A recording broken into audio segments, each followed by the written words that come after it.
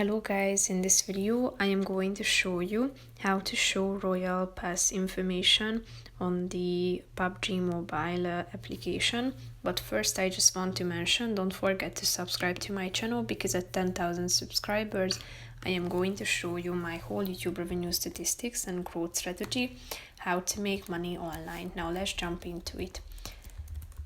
First of all, open the application and go to your home page.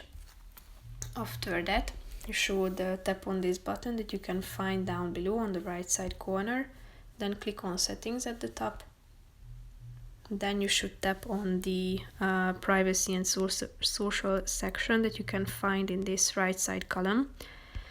Tap on it, then scroll down to the connections section, and here you can find the show Royal Pass information feature in this first column.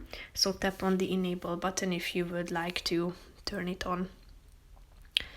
So basically that's it for this video guys. See you in the next one. Bye bye.